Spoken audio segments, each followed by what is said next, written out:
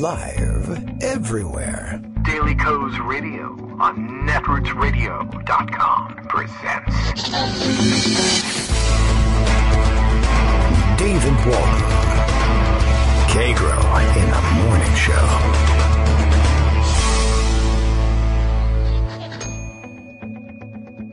Now, here's David Waldman.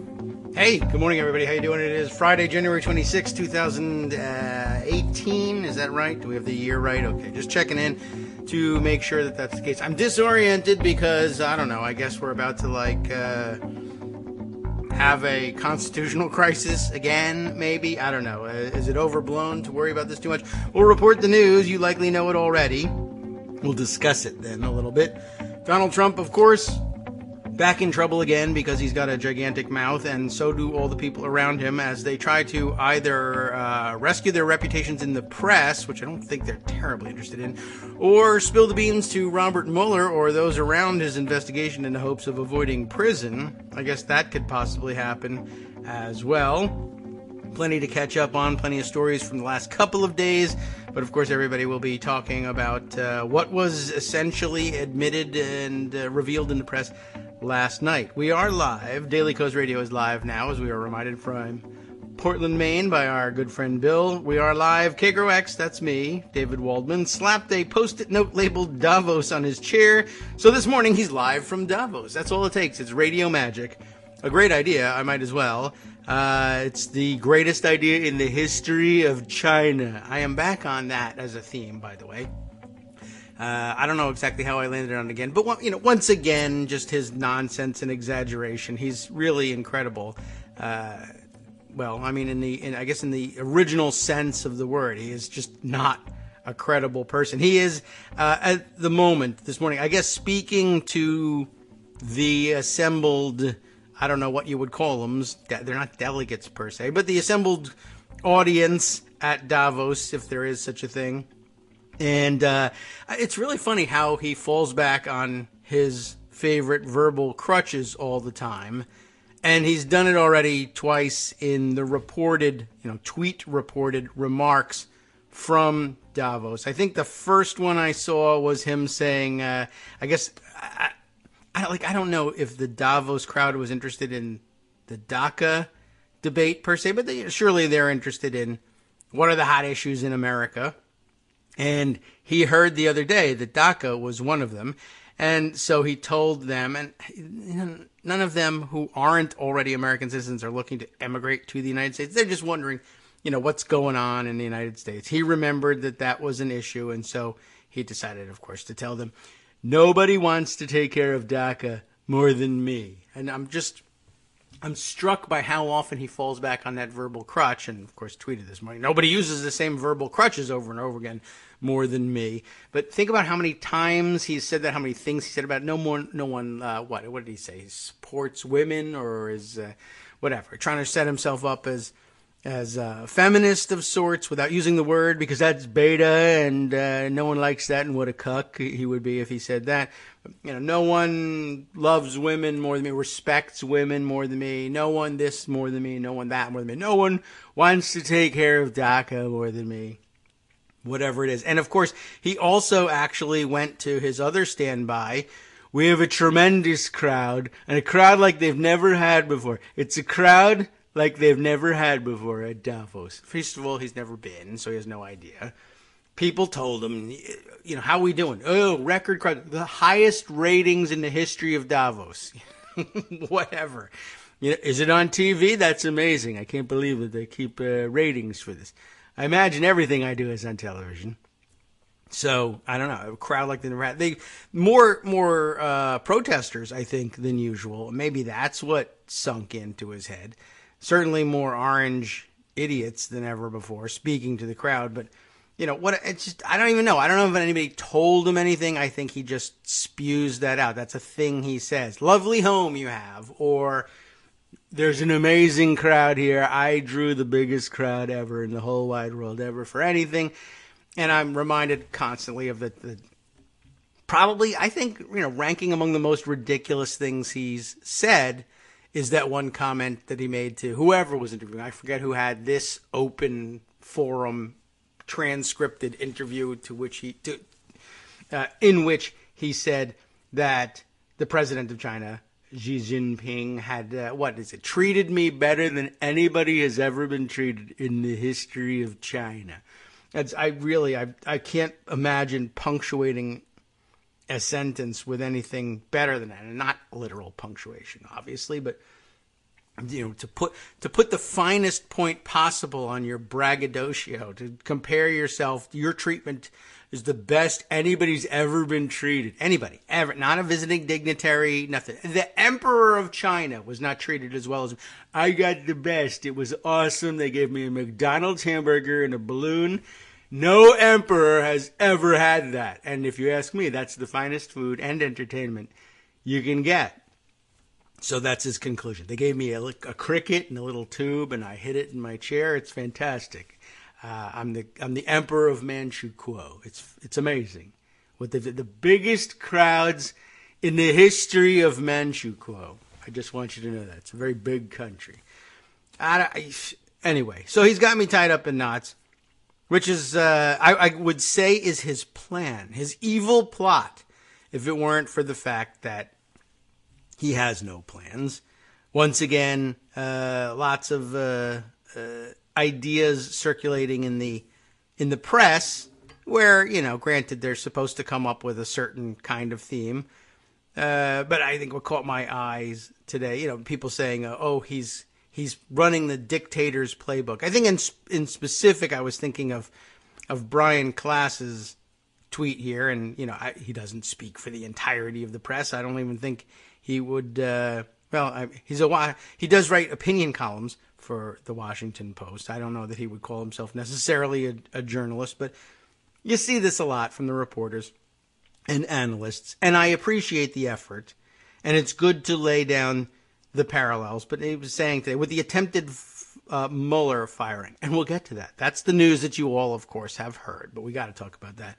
The attempted Mueller firing, worth remembering, Turkey's despot faced a corruption allegation in 2013. He called it a deep state witch hunt, fired those investigating him, called to investigate his opponents, and then completed a purge. Trump is borrowing from that playbook. And I will agree that a playbook is being borrowed from. Well, not really. I mean, first of all, maybe that's really what I mean. My point is that it's almost impossible to believe, pardon me, that he is in fact copying from a playbook, because I doubt very much that he would ever sit down and read anything as involved as a playbook. That's just too much reading for him. But again, I feel like that's not an accurate read of what he's doing. And you've heard me give you my best explanation before. I just think he does what he feels like doing. Bad man says bad thing about me, I'm going to fire him. And it's not necessarily like, well, what I'll do is I'll undermine him, and then that'll convince everybody that, I need to, that I'm right, and that the press is always lying. And I think he just says, bad, no good, I don't like, go away, bad man, bad man. The idea that he's doing anything, where he's on, we'll use The Simpsons once again, mostly explains Donald Trump pretty well. It's not strategic. He's operating at the Homer Simpson pancakes, football, boobies level of analysis. That's what else explains the stories we hear. I mean, what is it? It's not pancakes. It's Diet Coke or fried chicken, cheeseburgers, whatever it is from McDonald's. But I mean, is football not also on the brain very similarly? Stormy Daniels' story.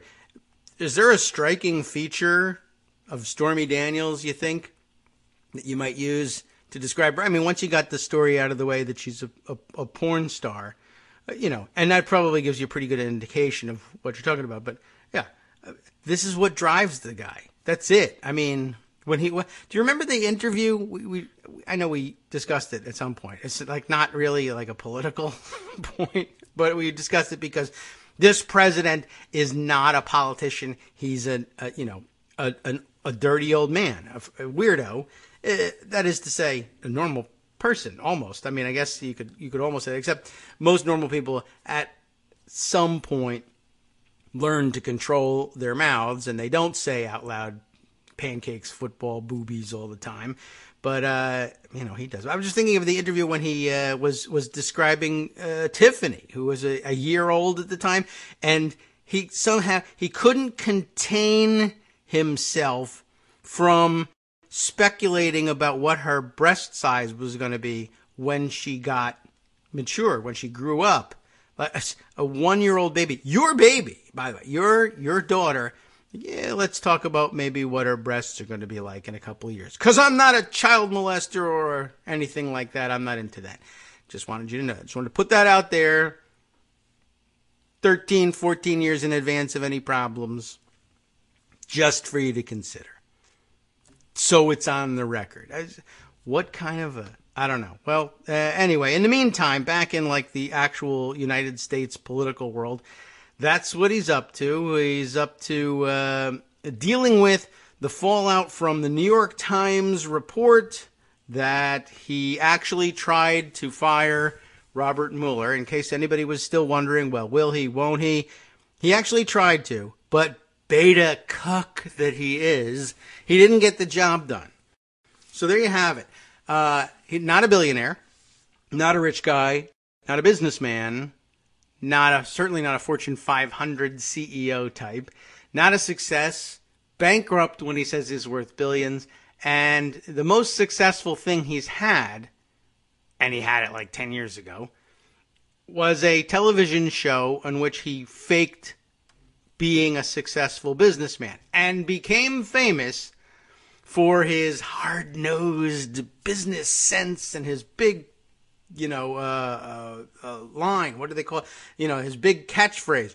You're fired. The hard-nosed businessman. I'll do it to you right face to face. I'm so tough. You're fired. Pointed out to me last night. One, aside from the Mueller thing, which he didn't get done. So fake news. He can't fire anybody. When people do get fired, high-profile people get fired. Anybody really in this administration, and you go through the list of people who have departed or been fired, he doesn't do it. He doesn't do it face-to-face. He can't. He sends someone else. Even Reince Priebus. What did he do? He waited for the guy to get off the plane when they returned from somewhere. And when Priebus was in the car and he was still safely on the plane, he tweeted out, "You're fired," essentially. He put out the word that Priebus was gone. He didn't even say it directly on Twitter. But so everything's a sham from top to bottom. Even the TV persona doesn't fire anybody because he hasn't got the nerve. He's an extraordinarily empty-headed shell of a human being, and it's the worst joke in history that he's president of the United States. And that's probably why The Simpsons were right about him the first time. The Simpsons was the first one to predict, I think, in some dystopian future, as a joke, to demonstrate how far gone the United States was in this imaginary dystopian cartoon future. Literally a cartoon. Donald Trump is president.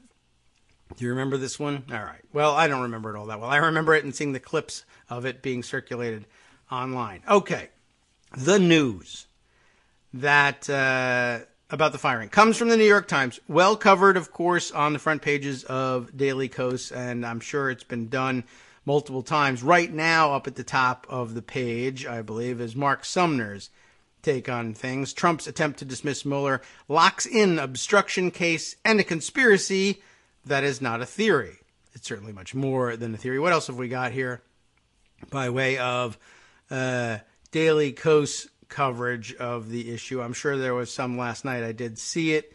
Just want to kind of scroll back because it is Daily Kos radio, and I think, from time to time it would be nice if we featured the Daily Kos stories on these things, but there's so much to cover, and not just Trump, obviously, that we got a little bit of everything. But I guess the breaking news side of it covered by Carrie Eleveld last night. New York Times: Trump tried to fire Mueller but was blocked by his White House counsel because he's such a beta cuck. Again, the guy can't get the job done. I mean, good thing, I guess, for the country. I don't know. Maybe it would have been better if he had just done it and then we'd be rid of him by now. But except, The truth is, we may never be rid of him. Someone did say last night on Twitter, and I'm sure that if I scroll enough, I can find it and credit it properly. It's almost like Trump is trying to get impeached, but the Republicans won't let him. There's no, it's like, this is it. Here it is. Just me. That is to say, tweeting under the handle of Knife of Damocles, by the smaller scale problem that Damocles had. At this point, it seems like Trump wants to be impeached, but Republicans won't let him. And it does feel like that. Don't it?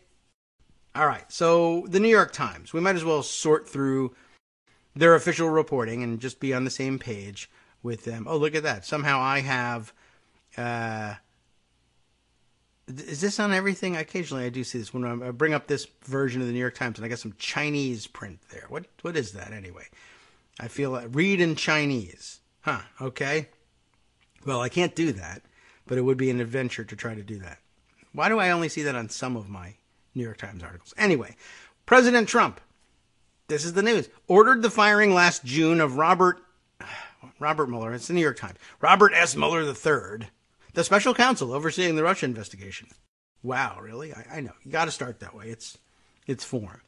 Somebody crawls out from under a rock and then says, to hell with food and water. I want the New York Times. They're going to understand. God bless them. They'll have caught up on everything. Okay. Anyway, this is according to 4 people told of the matter. And I believe it was Christina Wilkie that made the very good observation last night that this sort of story doesn't, happen by accident. The idea of it coming out now and being corroborated by 4 people inside the White House counsel's office want it known publicly that they were a no on this. And that's pretty important. Okay. So 4 people told of the matter, but ultimately anyway, Trump backed down after the White House counsel threatened to resign rather than carry out the directive, which is, of course, what you're supposed to do. Now, why that freaked Trump out, I'm not sure, but it did. The West Wing confrontation marks the first time Mr. Trump is known to have tried to fire the special counsel. Could have happened earlier. Could have happened since. Mr. Mueller learned about the episode in recent months as his investigators interviewed current and former senior White House officials in his inquiry into whether the president obstructed justice. By the way, by way of credit for the story, big names on the byline, Michael Schmidt and Maggie Haberman. And some of you will be enraged instantly by that. And with good reason. And Haberman's comments last night, it was very interesting to watch her commenting as the story came out too. Like, why is it that this would have happened in June? This was put directly to her. I guess, I don't know whether it was on Twitter or in person, but she offered up that, how could it be that this happens in June? We're learning about it in late January. And that's June, July, there's like 7 months that it took for this to come out. I mean, it's not the sort of story that often gets leaked, right? But why 7 months? And she made some kind of comment like, I'm surprised at how effectively the White House and the administration lied to us all this time. That is rather amazing, isn't it? Of course, everybody's been saying to her daily, there's nothing more defines her presence on Twitter from the, from in terms of the input she gets from others on Twitter, better than thousands of people daily screaming, they're lying to you. Wake up. What's wrong with you? But she's fairly certain that Hillary Clinton is a big liar. So she somehow gets to that conclusion very easily, but it's rough and tough to come around to that conclusion for an actual Republican type person. Look at those suits and cufflinks. That's so serious. They couldn't possibly be lying. I don't know. Pantsuit, liar. Cufflinks, whatever you want. All right. Amid the first wave of news media reports that Mr. Mueller was examining a possible obstruction case, the president began to argue that Mr. Mueller had 3 conflicts of interest that disqualified him from overseeing the investigation, 2 of the people said. First, he claimed, this is great, that a dispute years ago over fees at Trump National Golf Club in Sterling, Virginia had prompted Mr. Mueller, the FBI director at the time, to resign his membership. I had no idea that he was a member of Trump National. Trump National hasn't been Trump National for all that long, by the way. Let me throw this out there. Well, I'll give you this paragraph, because this is too incredible a piece of news. That, in other words, Mueller thought that the increase in the fees at Trump National Golf Club were too high, so he resigned his membership. And therefore, he has since dedicated his life to making sure that Donald Trump either never became president, or if he did, he was removed from office on trumped-up charges of obstruction of justice and also charging too much for chicken salad. God damn it.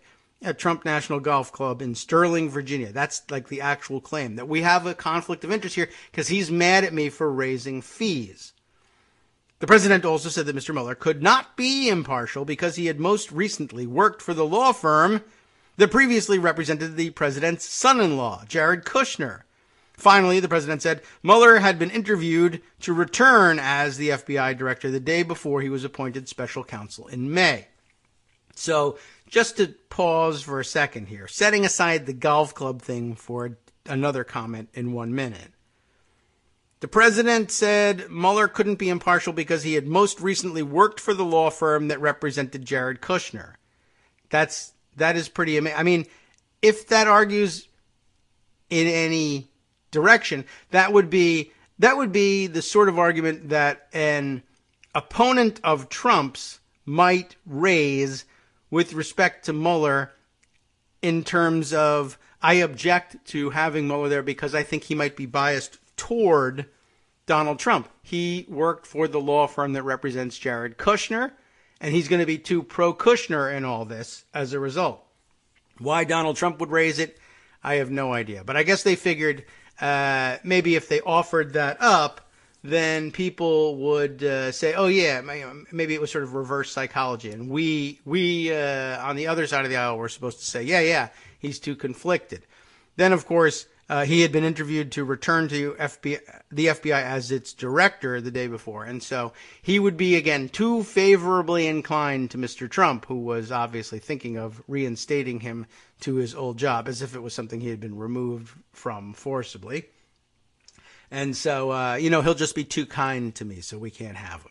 The golf club one belongs in a special category. That was the only one where, of the three objections, where the natural inclination would be, I think, to come away with the idea that Mueller would be biased against Trump. But, this one interests me mostly because, I'm local to the Trump National Golf Club. And, of course, I remember that it wasn't always the Trump National Golf Club up until a couple of years ago. I don't remember exactly when he bought it, but it's not that long ago. It was Lowe's Island Country Club, or Lowe's Island Golf Club. I don't know what they called it officially, but Lowe's Island, what's that? It's nothing. It's nothing famous. It's just a real estate development out here. It's perfectly nice. But the golf club was an amenity that the developers of the Lowe's Island area threw in there because they knew that high-ish end, upper middle class to, emerging wealthy, I guess, who were going to move out here to the exurbs would be enticed by, a nice golf course. And it wasn't super fancy, like fabulous with high, membership fees or anything like that. Not until Trump took it over. It was, as a matter of fact, it was one of those things I think I've mentioned before. If you bought a home in the Lowe's Island development, you got like way discounted membership. And, instead of the $100,000 for joining that you get charged now that it's Trump National. I mean, I think it was something like, a $15,000, initial deposit or something, and maybe $2,000 a year to remain as a member, so long as if you were a buyer in the Lowe's Island development, and if you were a buyer nearby, you could get pretty much the same deal. It was just an amenity in a development, nothing more than that. It wasn't a super luxury resort or anything, and it still isn't. it just has the Trump name and a little bit of gold spray paint slapped on it. Plus, I think they built the a waterfall feature to make it look like it was a lot fancier. But then I guess the only reason it's of interest to me or to anyone else is the fact that I don't think, Mueller lives here or anything like that. But I'd be interested to know whether he was maybe he does live around here for all I know. I'm not certain. They don't always publicize where the FBI director lives. But was he a member when it was the Los Island Club, or did he join when it was Trump National? That wouldn't have been a political act several years ago, per se. Although, I think even by that point we all knew that Donald Trump was a blowhard and somebody to be avoided at all costs. But it's interesting. Even the one thing that was supposed to be, indicative of bias against Trump, at its heart, really, what we're talking about here is Mueller looking to join a golf club, because whatever, he likes to play golf, and he sees the Donald Trump brand out there, and he's one of those people that's like, oh, the Donald Trump brand. Why, that's luxury, that's exclusivity. I'm going to be a part of that. And he bought in to the golf club. But I guess at some point the fees didn't match, what the services and amenities that found on the ground. Maybe a hike in fees is what sent him out the door. But the Trump name got him in the door. In other words, every single one of these excuses for why Mueller was supposed to be a bad choice for special counsel because he would have bias with respect to this investigation all argue ultimately in favor of Trump, which is amazing and so surprising that the man would then investigate him and say, holy mackerel, he's connected to every Russian mobster that ever operated in the United States, and that's a dangerous thing as president of the United States, plus he's a moron. We should do something about it. What a surprise. Weird. We'll be right back. Hi, everybody. It's me, David. Let's change things up from the old fundraising pitch for just a minute and talk instead about how you can be a part of our show. If you've got a smartphone or any other electronic recording device, why not sit down and record a segment for us? Read us an important article and give us your take. Read one of your own original essays, or even just give us your commentary on something you'd like to share that's important to you. Then send the file to me at kagrox@gmail.com, and I'll try and work it into the show. Short segments, a few minutes in length, are easiest to fit in. And of course, I can't always guarantee that I'll be able to play everything, but if you've ever shouted at your radio or TV about something you wish was being covered, here's your chance to change that. Make the show your own. Send your submissions to me at kagrox@gmail.com.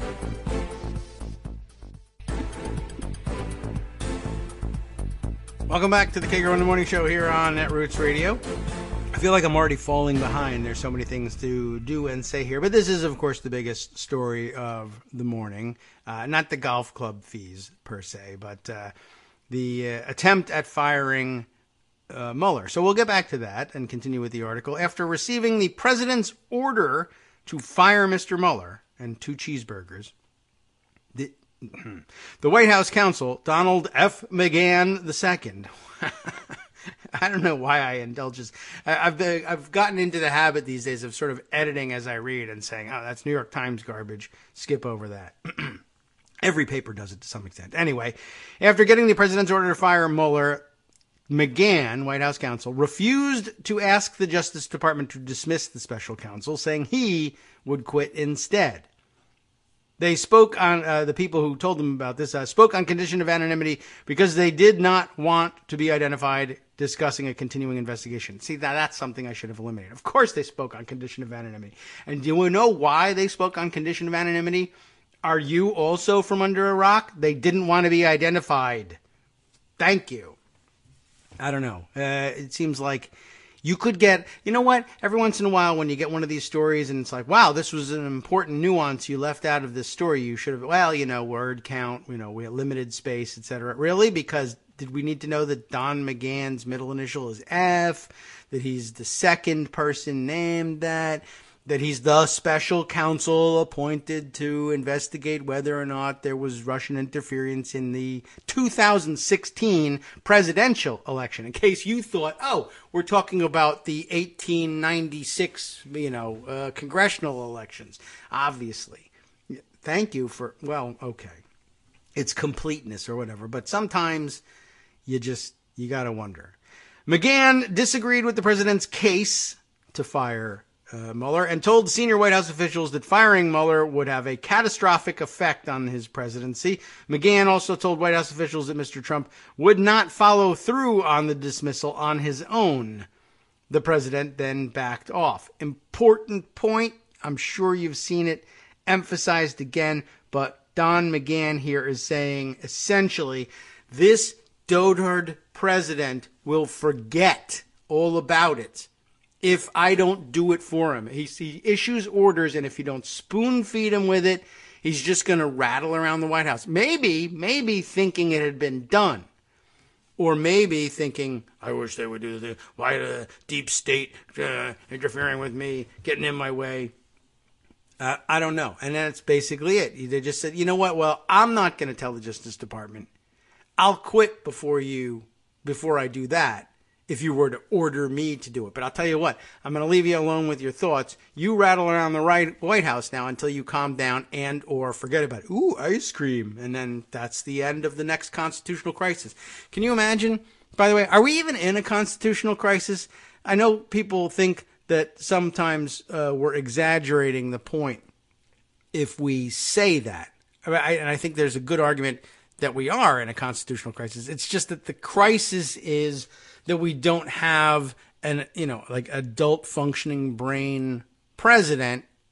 And also when he is functioning, he's really literally, working on, as I said, the pancakes, football, boobies level of analysis or whatever gratifies me. Give me ice cream, make that bad man go away, whatever, rub my belly possibly. And that could be a thing for him. Spank me with a magazine. We know that's in there too.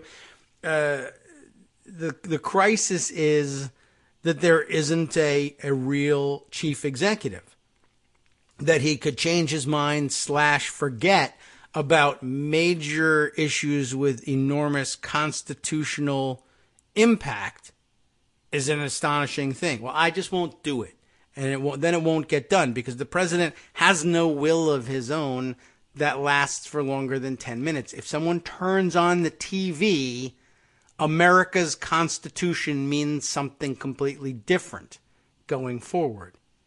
You know what I mean? That's actually a bit of a crisis in itself. So, okay, the president backed off, which isn't necessarily an accurate description of what happened. I'm not sure. Maybe he did actively back off, but I mean, the previous sentence suggests he forgot or was afraid to do it himself. Not because, oh my God, Constitution, but because, oh my God, uncomfortable moment, and I don't like to have those. Where's my Stormy Daniels DVD? The president dismissed the revelations on Friday when asked about them by reporters as he arrived at the Congress Center in Davos, Switzerland, for meetings with world political and business leaders. I imagine this is an update from the version I read last night. Fake news, folks, Mr. Trump said. Fake news, a typical New York Times fake story. And everybody in the world predicted that's exactly how he would respond to it, and they were right. Ty Cobb, the ridiculously named lawyer who manages the White House's relationship with Mueller's office, said in a statement, "We declined to comment out of respect for the Office of the Special Counsel and its process," which is to say, oh my God, no comment. Don't say anything. We can only make it worse. McGahn, a longtime Republican campaign finance lawyer in Washington who served on the FEC, was the top lawyer on Trump's campaign. He has been involved in nearly every key decision Trump has made, like firing former FBI director Comey, of course, that is being scrutinized by Mr. Mueller. McGahn was also concerned that the firing of the special counsel would incite more questions about whether the White House was trying to obstruct the Russia investigation, because, of course, it would be prima facie evidence that he was. That is a problem, isn't it?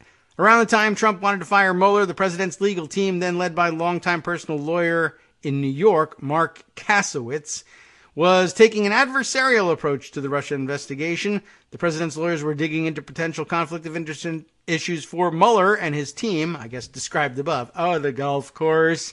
And then there was the time that I wanted to make him FBI director, and that would make him mad.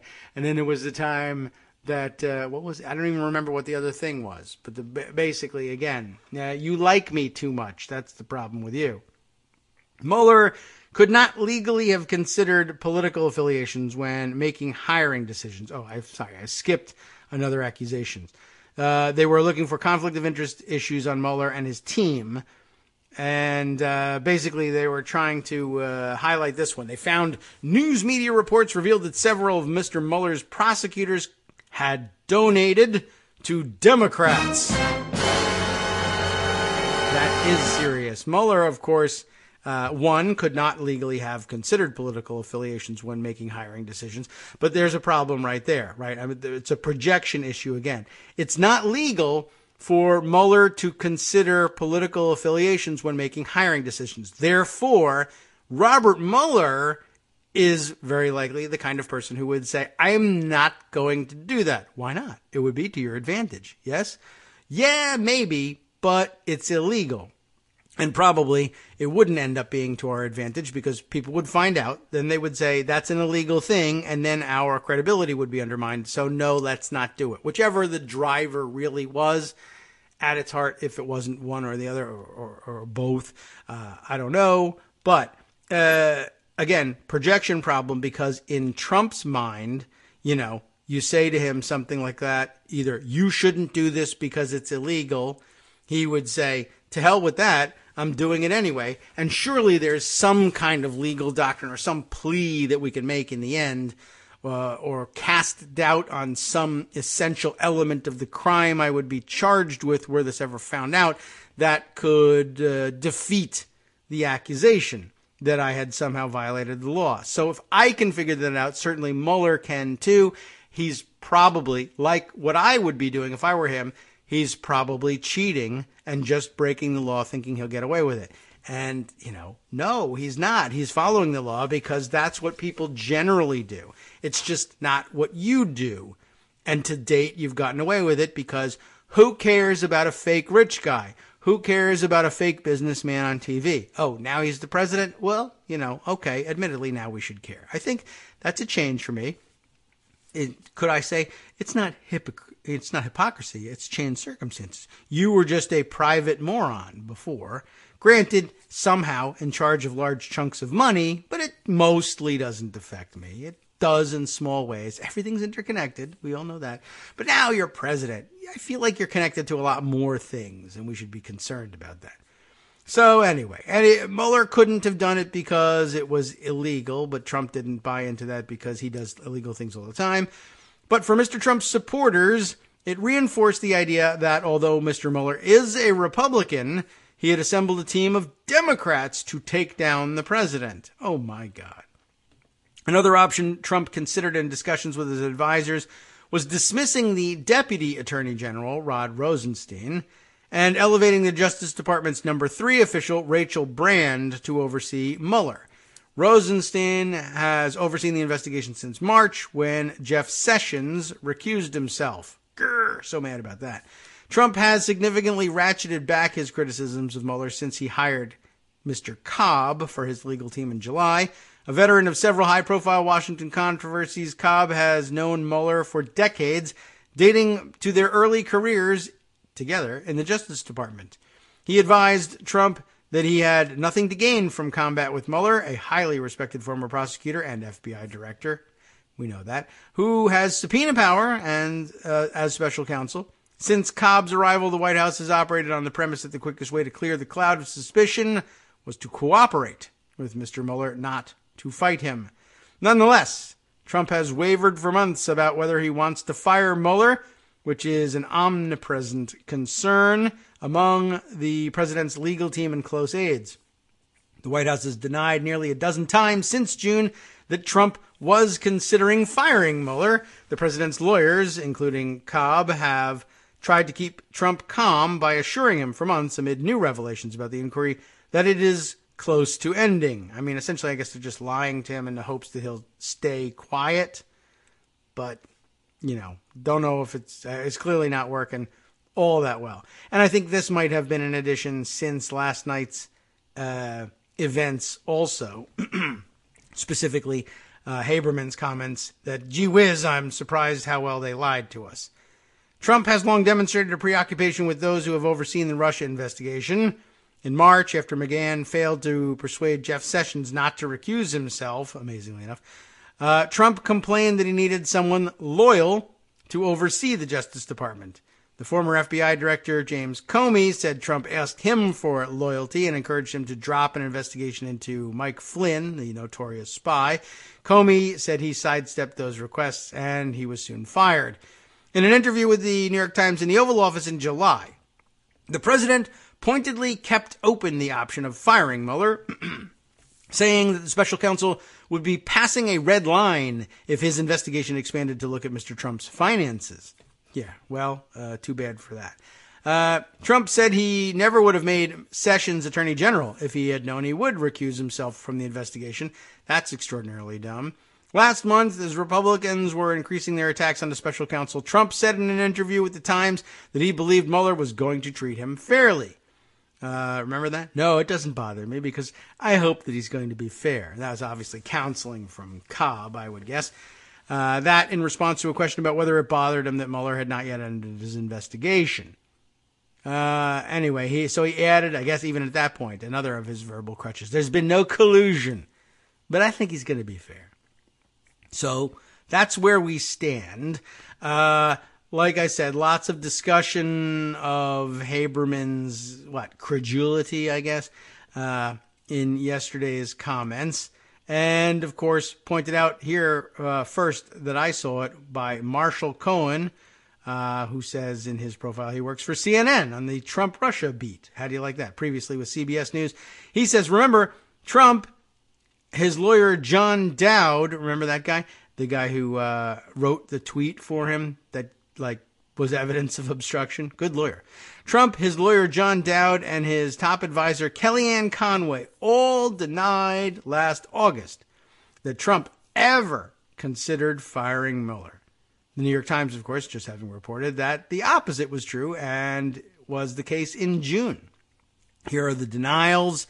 Kellyanne Conway telling George Stephanopoulos, the president has not even discussed that. He has not discussed firing Bob Mueller, except that he did.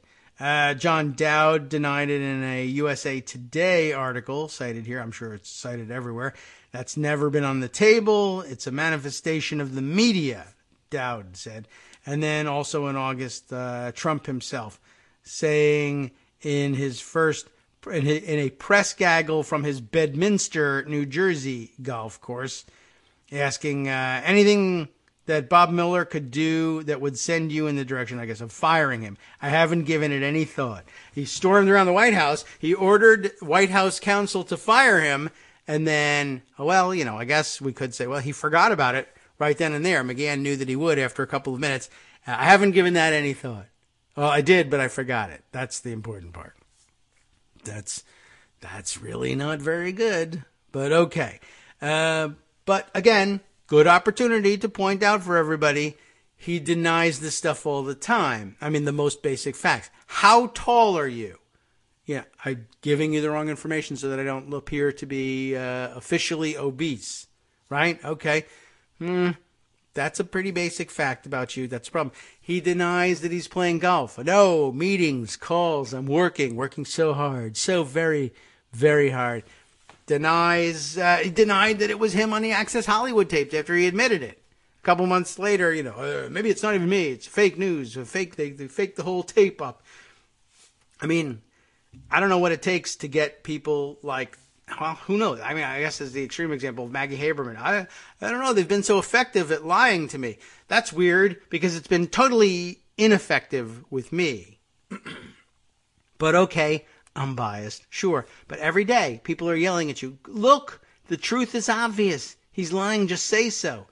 Well, I don't know. Suit, tie. It's tough to say that a guy would be lying when he's wearing suits and things like that. Pantsuit, that's different. But suit, I'm just not up to that, I guess. All right.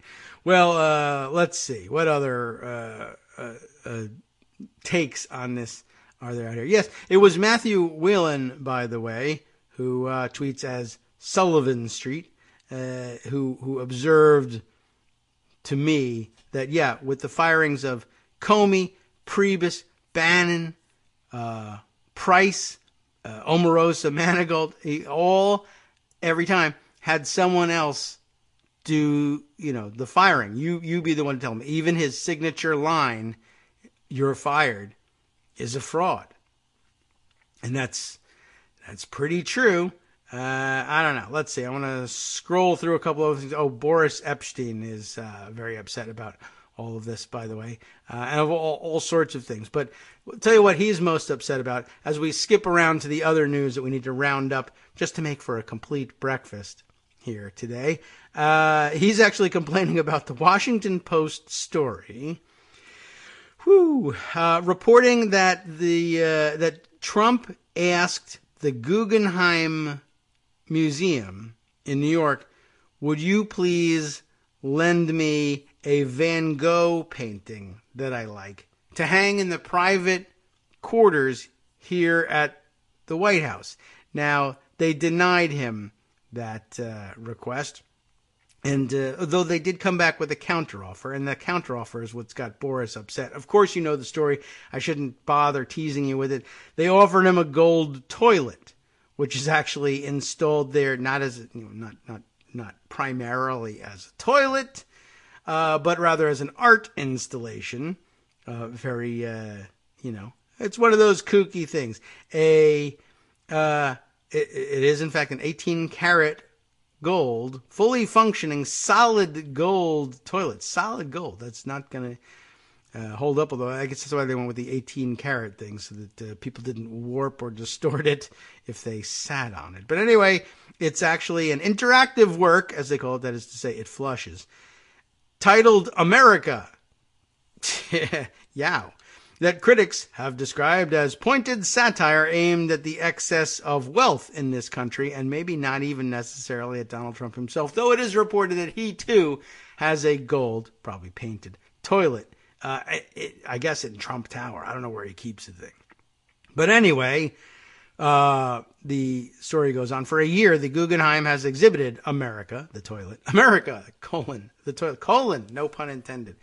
The creation of contemporary artist Maurizio Cattelan, I'm guessing. It's C-A-T-T, there's two T's in there. Cattelan, not Catalan, but I don't know how else you would pronounce that. It's displayed in a public restroom on the museum's 5th floor for visitors to use. That's what makes it so interactive, I guess.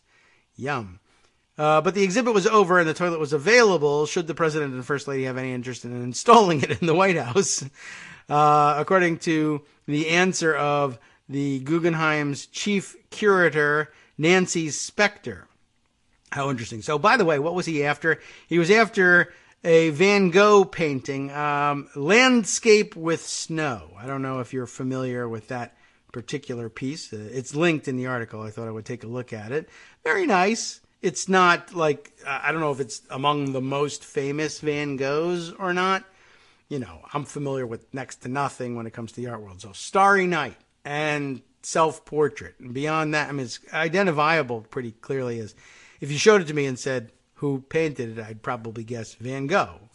Don't know, art aficionados are aghast, I'm sure. How could you not know Landscape with Snow? My point really, though, is the Guggenheim Museum, I don't know how many Van Goghs they've got. I assume, several. But it galls me a little bit. Apparently, this is something that presidents do. The article is very clear about that. Previous presidents have asked various museums, can we borrow, and I assume they're, well-known-ish works. It just seems to me like typically Trump, overreaching. Get me a Van Gogh.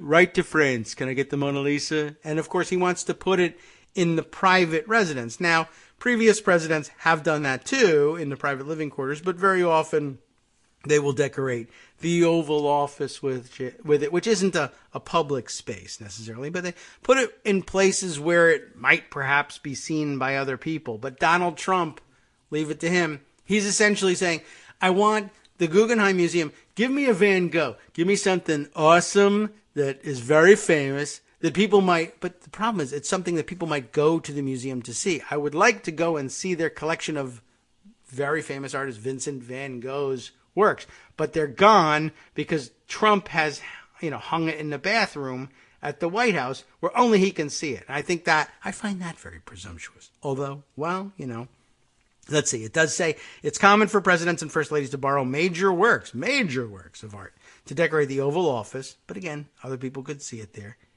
The first family's residence, that has happened, and there people would not see it. And various rooms at the White House. The Smithsonian loaned the Kennedys a Eugene Delacroix painting, The Smoker. Am I familiar with that one? I'm just going to click on it and take a look. Again, very nice. I don't know if I would miss that it wasn't at the Smithsonian if I were touring there. Seems like maybe more obvious when there's a Van Gogh missing. The Obamas preferred abstract art, choosing works by Mark Rothko and Jasper Johns. But there's Trump asking for the Van Gogh. Anyway, the real big story was supposed to be about the gold toilet being offered.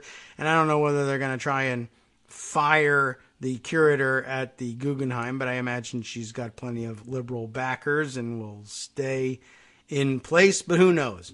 Or probably just happy to move on with life with one brief moment of heroism in offering Trump a gold toilet. Very funny. All right. Let's see.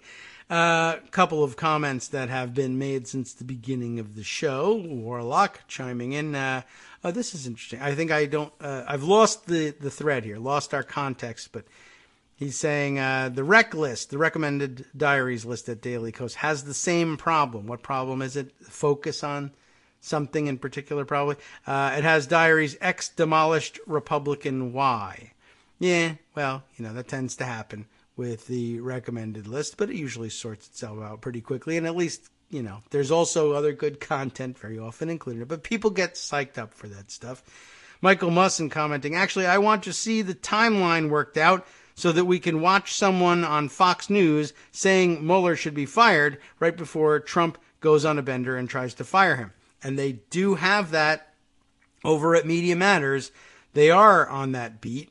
They do watch that. That's actually, like I said, an actual beat for their reporters. Let's see if I can track it down for you. Is it, I'm trying to remember the name of the reporter, and I don't want to blurt it out and get it wrong and have people say, no, God, that's somebody entirely different.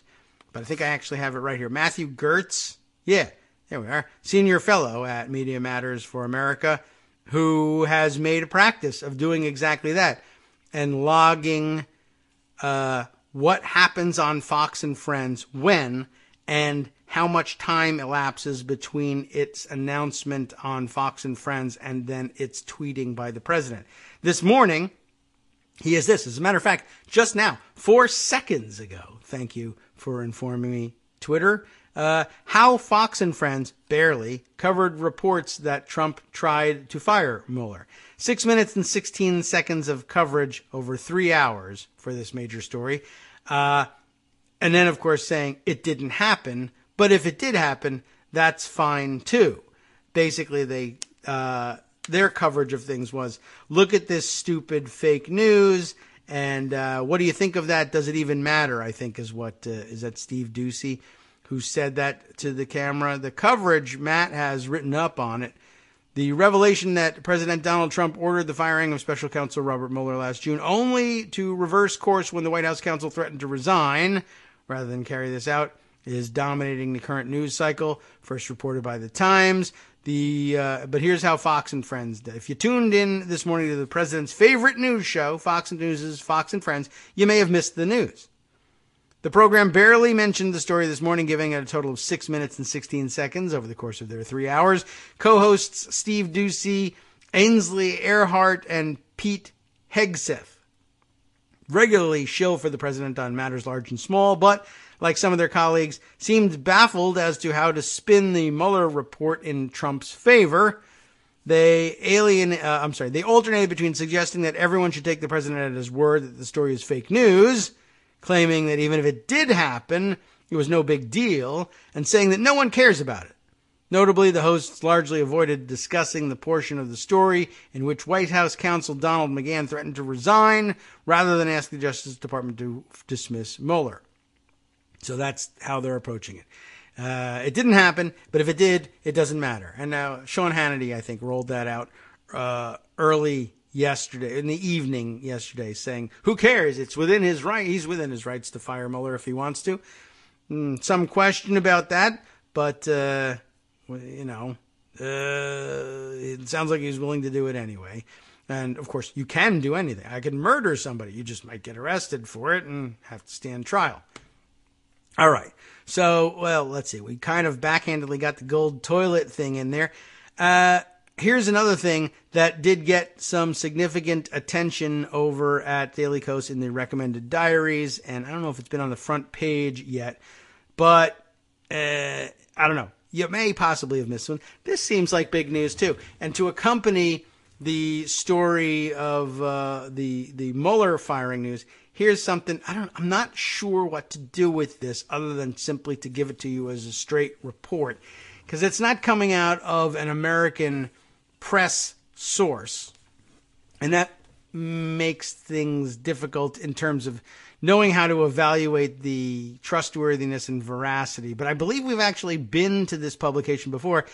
A Dutch publication, De Volkskrant, which I feel like is a name we've called before, which, I don't know, magazine, newspaper, not really sure. Again, out of my depth and out of context for me. But what a story they've got. In case you didn't hear it, it's possible you were consumed entirely with the New York Times report, but it was a popular diary over at the Daily Kos. Dutch agencies, that would be intelligence agencies, provide crucial intel about Russia's interference in U.S. elections. I'll tease it that way in case you haven't heard the story, but it's really rather amazing claims here that we'll have to touch on after a 1-minute break. Do stay tuned. You'll want to hear this one.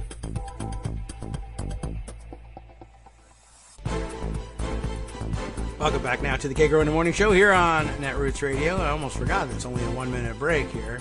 It's always a groovy time for me, hanging out in the music, and I keep threatening to fix that with an actual 1-minute break that the music will run out and remind me that I'm supposed to be back on the air. That'll be fine. Just sort of combing through the Twitter timeline to make sure that there wasn't other things that I wanted to bring up. I usually have that regret after our 2 hours have expired here, but back to the Volkskrant story, which is a rather amazing one. Let's see. In Dutch, I guess here they're trying to tell me is this the name of our author, Huib Modderkolk? Oh my goodness, I've ruined that. It's interesting because, or it's difficult for me to figure out. Ordinarily, I would say, well, the story's been written by this person. Of course, usually the name is easier to pronounce than that one, but this is what it says here, I guess, in Dutch, which I don't read. It says what appears to be, what would appear to an English speaker to be the word door, colon, Huib, Huib. You tell me how that's pronounced. Modderkolk, and I guess that's Dutch, not for door. It's not the word door, but I guess this is like bye. Huib, Huib. I'm so sorry, all Dutch people, but I've ruined it here. But that's what I observe here in front of my English-speaking, insular American eyes. But here's the story, and the subtitle will give you the flavor for just how deep this thing is. Hackers from the Dutch intelligence service, AIVD. AIVD, that's the name of their Dutch intelligence service, have provided the FBI with crucial information about Russian interference with the American elections. Oh, good, we were looking for that. What do you got? For years, AIVD had access to the infamous Russian hacker group Cozy Bear. What? That's what De Volkskrant and Nieuwsuur, that's another of the Dutch news outlets that we've called the name on before, which I'm guessing is something like NewsHour, but who knows, have uncovered in their investigation. They've hacked the hackers. Wow. And the fact that, obviously, eventually that story has to come out, but it seems like something you wouldn't want to report for many years, obviously. And it's happened as far back as 2014, and it's taken until now to get that news out. Maybe it's finally been dumped in anticipation of Devin Nunes, ruining that information and exposing sources and methods in his threat to expose his, nonsense memo. But I wonder if it accidentally gives away this stuff, so they figure they might as well break the story now. I wonder if we'll find out that that's the case in a couple of days. Let me tell you the story here, because Huib, how do you say that, is on the edge of his or her seat, I don't know, waiting for me to read the story. It's the summer of 2014. Congratulations. We've gone back in time. We've all been dreaming of this. A hacker from the Dutch intelligence service agency, AIVD. Who even knew? I guess, it's amazing. We're so America-centric, we forget that, other countries do stuff, They've got hackers in the Netherlands and cyber cops and whatnot. We think this is only America has got this stuff. A hacker from the Dutch intelligence agency, AIVD, has, because we're imagining we're in the summer of 2014 now, has penetrated the computer network of a university building next to the Red Square in Moscow, oblivious to the implications. So I guess almost by mistake. I mean, they did it on purpose, obviously, but they didn't know what they were getting into. 1 year later, from the AIVD headquarters in, oh my goodness, in the Netherlands, what's the name of the town here? Zoetermeer is my best guess on that one. He and his colleagues witness Russian hackers launching an attack on the Democratic Party in the United States. That doesn't sound so good. The AIVD hackers had not infiltrated just any building. They were in the computer network of the infamous Russian hacker group Cozy Bear. Remember, there are the two groups out there, Cozy Bear and Fancy Bear. I think Cozy Bear being the one more directly related to the Russian government, and was it the Fancy Bear was a little bit more freelance-ish. Unbeknownst to the Russians, they could see everything. It's not just access to the computer networks that they got. Check this out. That's how the AIVD becomes witness to the Russian hackers harassing and penetrating the leaders of the Democratic Party, transferring thousands of emails and documents. It won't be the last time they alert their American counterparts, and yet it will be months before the United States realize what this warning means. I love when foreign writers write in English about the United States, and they adopt the English affect of it, the English expression when they referring to the United States not as one united entity, but rather the collection of states. They remember how federalism, I guess, is supposed to work, and they say things like, it will be months before the United States realize, singular, what this warning means. Or the United States, collectively realize, as opposed to what you and I would probably write, before the United States unified government realizes. You see what I'm saying? What this warning means. Let's get back to what the warning means.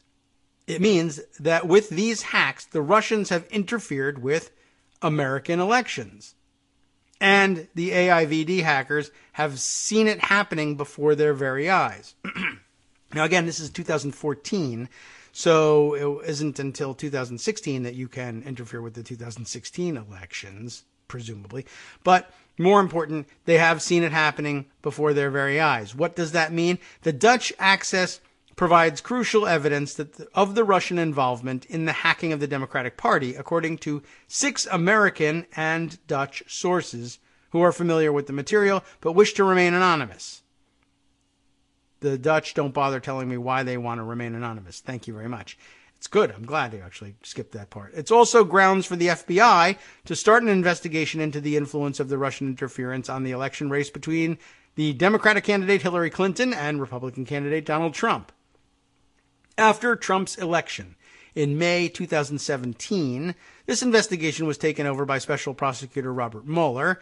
While it also aims to uncover contacts between Trump's presidential campaign and the Russian government, the prime objective is bringing to light the Russian interference with the elections, an attempt to undermine the democratic process, and an act that caused tensions between the two superpowers to rise to new heights, bringing about a string of diplomatic acts of revenge. 3 American intelligence services state with high confidence, they enclose that in scare quotes, that the Kremlin was behind the attack on the Democratic Party. That certainty, sources say, is derived from the AIVD hackers having had access to the office-like space in the center of Moscow for years. What do we mean? Still getting to it. This is so exceptional, they're really winding up, the Volkskrant is, so exceptional that the directors of the foremost American intelligence services are all too happy to receive the Dutchman. This is a little bit awkward in the English and also in the construct of the storyline here. They provide technical evidence for the attack on the Democratic Party, and it becomes apparent that they know a lot more. So basically, just to tie this to the reporting we've been getting and the skepticism we've been reading about here in the United States, some of which was initially my own skepticism, some of which, a lot of which I've jettisoned since, some of which still sticks with skeptics like, Glenn Greenwald and others, many others. It's not just him. But they've always questioned, what do you mean you stay with high confidence? What's the source of that? Well, it being intelligence, frustratingly enough, it's often the case that they say that they can't really tell you. And that is very often in the past has been used as a way to disguise the fact that they don't really know that, or that evidence doesn't really exist. They just want you to think it exists. So it's tough to trust when it comes to stuff like this. Well, this is where it's coming from now. The high confidence is the Dutch intelligence services have provided the proof. And we still haven't gotten around to the point where they say exactly why they've got that proof. You access their networks. Okay. So, do we see keystrokes? Do we see traffic back and forth? Is that what it is? There's some of that, but there is more. I did skim ahead on this, so I promise you it's in there. Now on to some description of Cozy Bear. It's somewhat of a fluke that the AIVD hackers were able to acquire such useful information in 2014. The team uses a CNA, which stands for Computer Network Attack. These hackers are permitted to perform offensive operations to penetrate and attack hostile networks. It's a relatively small team within a larger digital business unit of about 80 to 100 people. All cyber operations converge here. Part of the unit is focused on intercepting or managing sources, while another team is dedicated to computer network defense. In turn, this team is part of the Joint SIGINT Cyber Unit, a collaborative unit of the AIVD and the Dutch Military Intelligence and Security Service, MIVD, of about 300 people. So, for whatever reason, they titled this section Cozy Bear, but so far the description has been of the Dutch intelligence services and this group that managed to hack into Cozy Bear.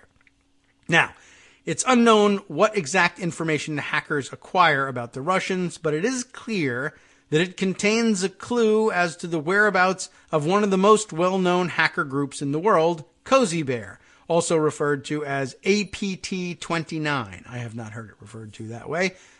Since 2010, this group has attacked governments, energy corporations, and telecom companies around the world, including Dutch companies and ministries, hence the interest, I guess. Specialists from the best intelligence services, among them the British, the Israelis, and the Americans, have been hunting Cozy Bear for years, as have analysts from major cybersecurity companies.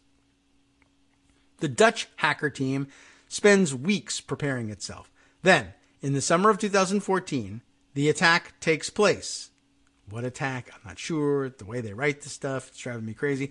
Most likely before the tragic crash of Flight MH17. Does everybody remember that? That was a bit of a surprise to me that that gets thrown in there, because as an American, it's like, well, where does that come from? The Malaysia Air Flight 17, but of course that was a flight from Amsterdam, right? So, and of course it was shot down flying over eastern Ukraine, where there was some ongoing combat as between Ukrainian, I guess the Ukrainian national and nationalist forces and the pro-Russian forces in eastern Ukraine, and some actual Russian forces, not just pro-Russian Ukrainians, but actual Russians. I didn't realize that was going to be an element in all of this. But of course, the Dutch, their companies and their corporate entities and government and telecom companies having been attacked allegedly by hackers from Russia, their interest is piqued. And even before we get around to this crash, but obviously that would even heighten their concern in the Netherlands. Anyway, I just thought that was an interesting element. So, with some effort and patience, the team of AIVD hackers manages to penetrate the internal computer network at Cozy Bear. The AIVD can now trace the Russian hackers' every step, but that's not all. Now we get to the juicy stuff. The Cozy Bear hackers are in a space in a university building near Red Square. The group's composition varies. Usually about 10 people are active. The entrance is a curved hallway. A security camera records who enters and exits the room. The AIVD hackers manage to gain access to that camera. Not only can the intelligence service now see what the Russians are doing, they can also see who's doing it. Pictures are taken of every visitor.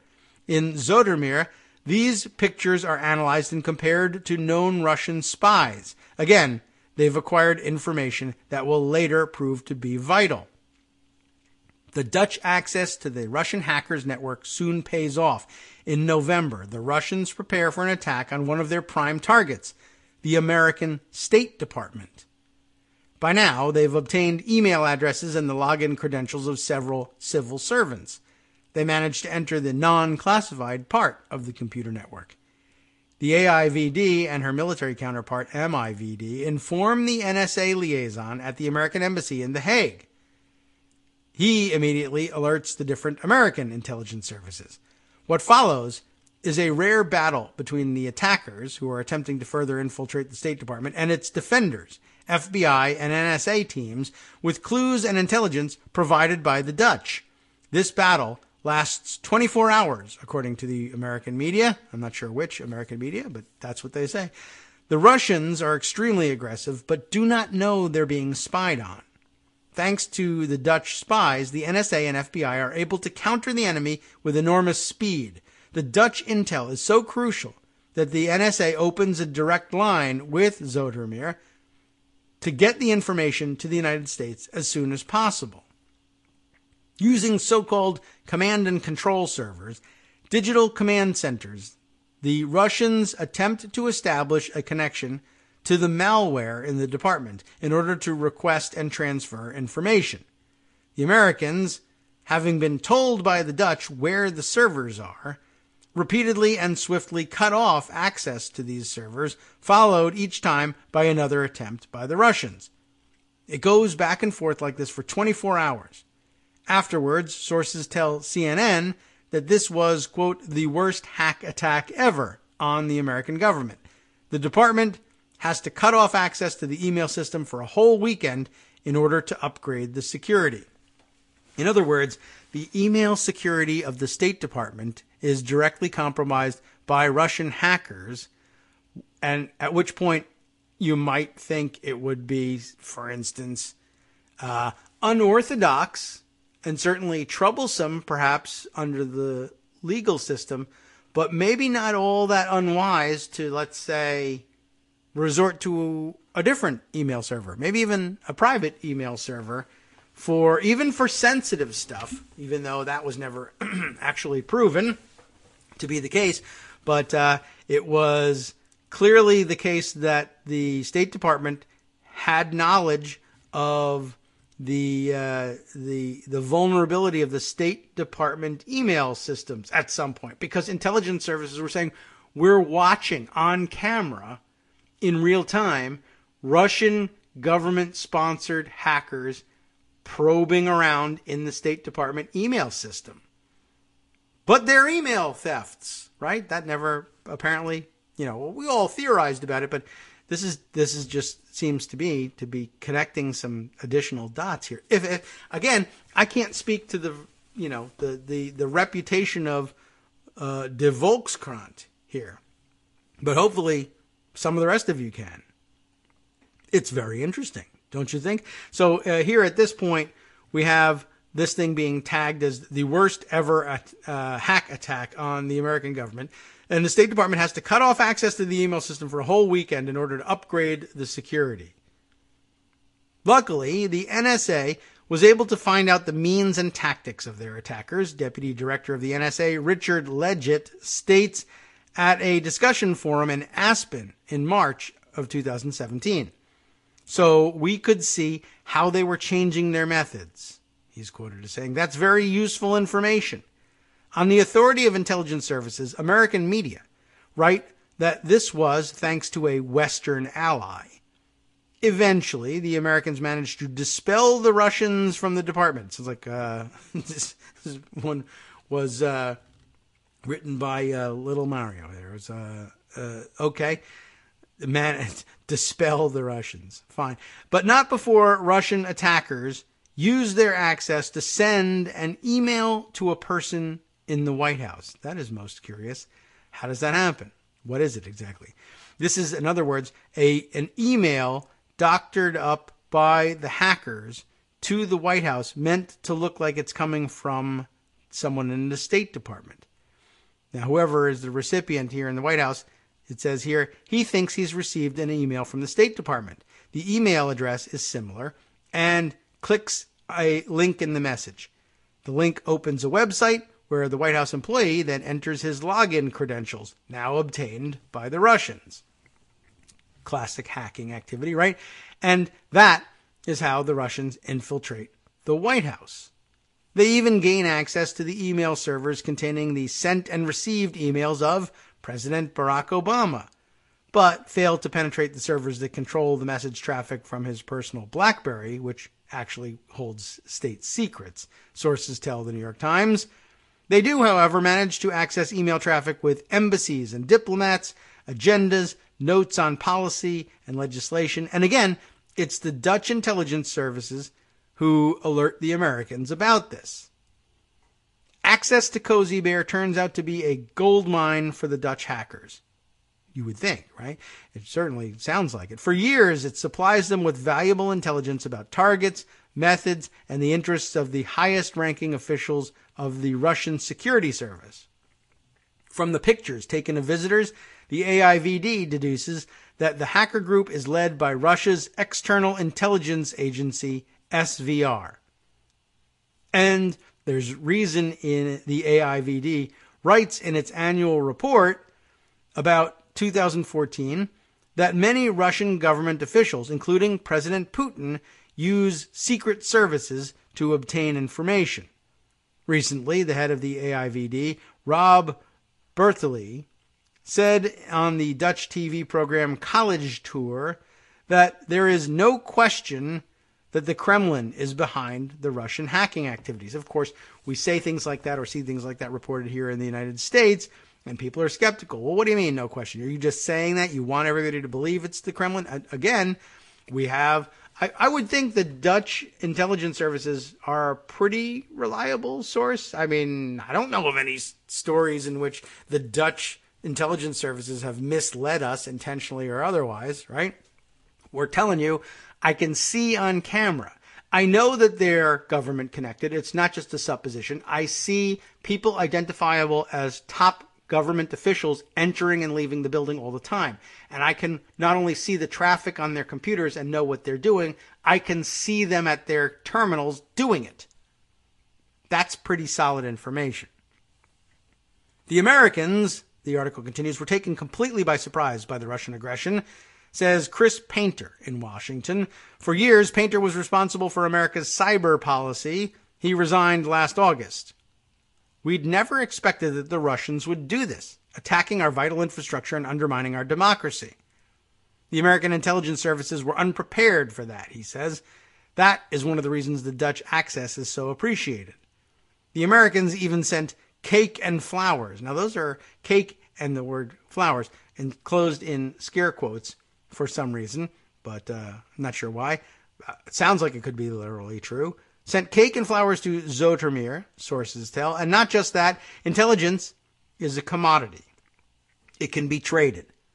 In 2016, the heads of the AIVD and MIVD, Rob Berthely and Peter Bint, personally discussed the access to the Russian hacker group with James Clapper, then the highest-ranking official of the American intelligence services, and Michael Rogers, head of the NSA.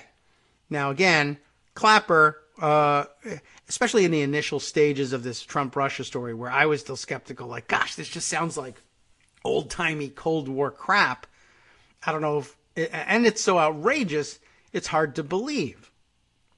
But, in addition to which, we also heard from, when James Clapper started in with his things, and you're like, well, on the one hand, it's, a high-ranking CIA official, right? On the other hand, why do we believe the CIA? And hasn't Clapper been kind of lying to us about surveillance stuff for the longest time? We are helpfully reminded by people who watch that stuff closely, and not just Glenn Greenwald, but Marcy Wheeler, too. Good reason to have a grain of salt nearby when James Clapper is telling you something.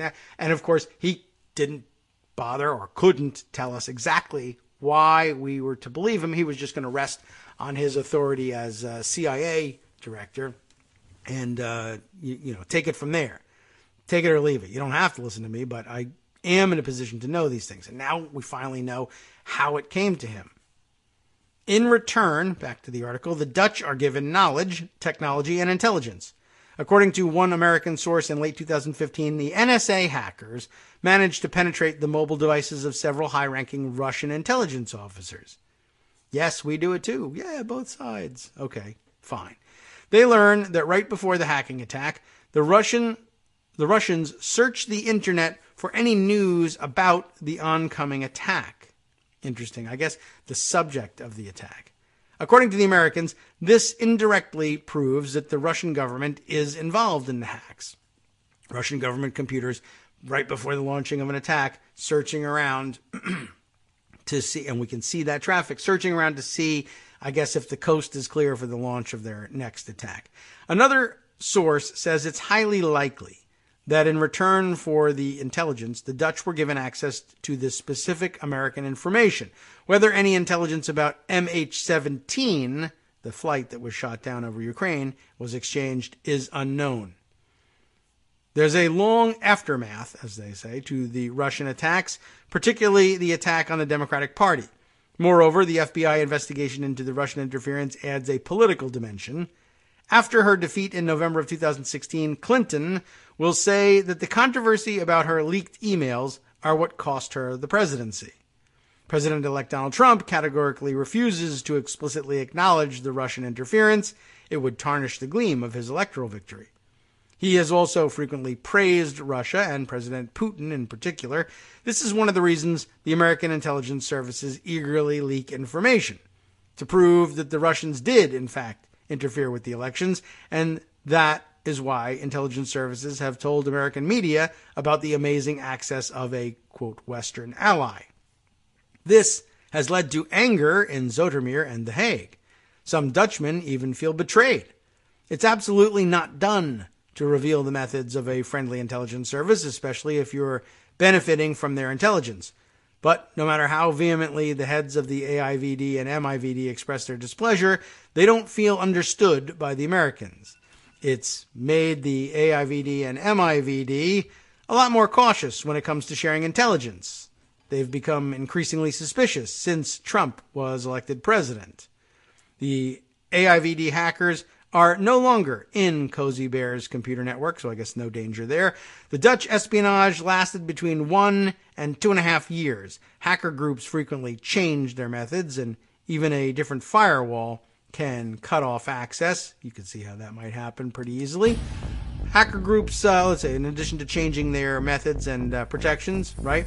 The AIVD declined to respond to the Volkskrantz findings. That is, in fact, the conclusion of the article, which was translated for us.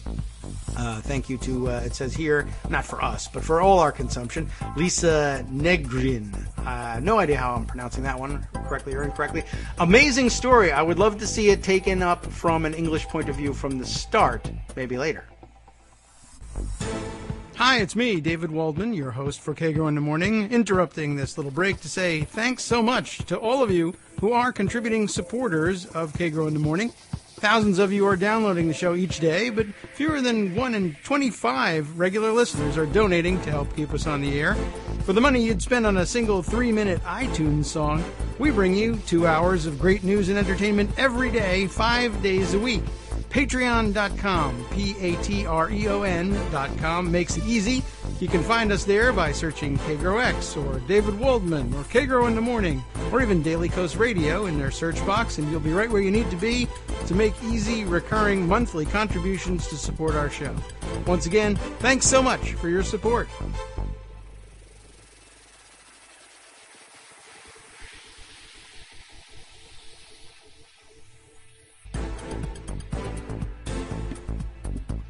Welcome back now to the Kagro in the Morning show here on Netroots Radio. I've been searching around trying to find out if there's any more coverage of this. Of course, it was the subject of a popular diary over at Daily Coast by Poll Watcher, though it is mostly, there's no additional information. I don't know how you would shake that additional information out.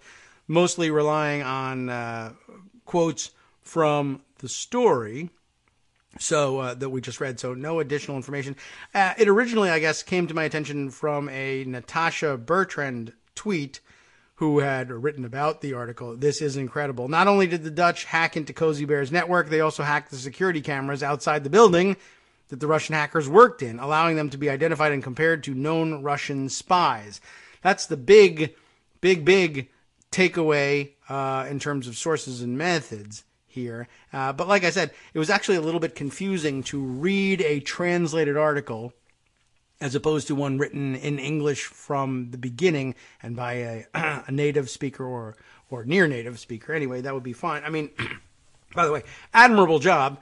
Fantastic translation, I'm sure. There was a little awkwardness, and it's a subject about which I really would like to see some precision as soon as possible about this. And I was looking to see if Natasha Bertrand had perhaps picked up on this. She has not tweeted anything that indicates that there's more reporting available on this subject just yet. Just her insistence that the story is incredible, and I tend to agree.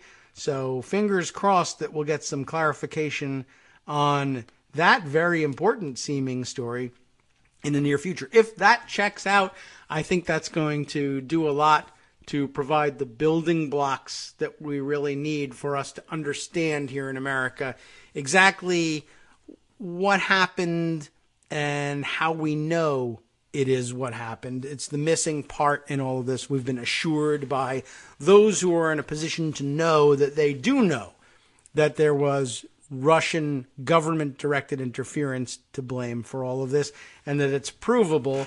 But, it's not the sort of proof that is often offered up to us. But I guess the conclusion of the story leads me to believe that we are likely to see perhaps some connection eventually to what's going on the Republican side under the maybe direction of Devin Nunes. I'm not positive that connection is going to come out, but it seems to me that the Volkskrant article, it certainly makes clear at the end that this wasn't the time or timing chosen by the Dutch intelligence services for revealing their involvement.